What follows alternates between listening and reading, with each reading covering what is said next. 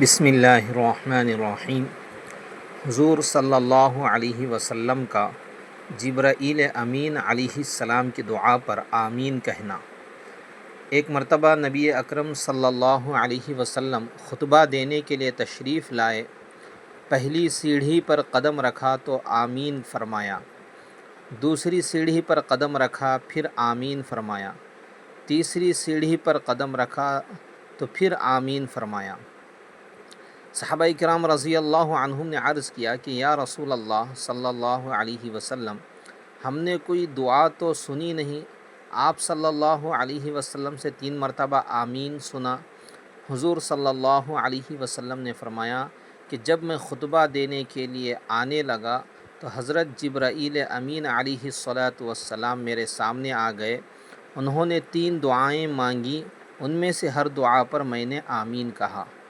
وہ 3 دعائیں حقیقت میں بد دعائیں تھیں۔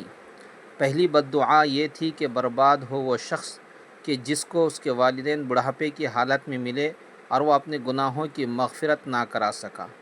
یعنی والدین بوڑھے ہیں اور ان کی خدمت کی ضرورت ہے، تو ایسے آدمی کو اپنے گناہوں کی بخشش کروانا بہت ہی آسان ہے، کیونکہ والدین کا مرتبہ اللہ تعالیٰ نے ایسا رکھا ہے کہ اگر ان کو 1 مرتبہ پیار کی نگاہ سے دیکھا جائے تو حج و عمرے کا ثواب ہے۔ پھر فرمایا برباد ہو وہ شخص جس کے سامنے حضور اقدس نبی کریم سرور دو عالم صلی اللہ علیہ وسلم کا اسم گرامی لیا جائے اور وہ آپ پر درود نہ بھیجے۔ تیسرے نمبر پر فرمایا کہ برباد ہو جائے وہ شخص کہ جس کو رمضان کا مہینہ ملا، پورا رمضان گزر گیا اور وہ اپنے گناہوں کی بخشش نہ کرا سکا۔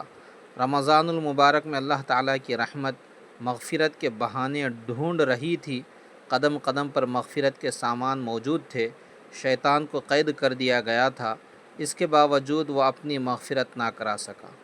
اندازہ لگائیے کہ جبرائیل امین علیہ الصلاۃ والسلام بد دعا دے رہے ہیں اور حضور اکرم صلی اللہ علیہ وسلم آمین فرما رہے ہیں۔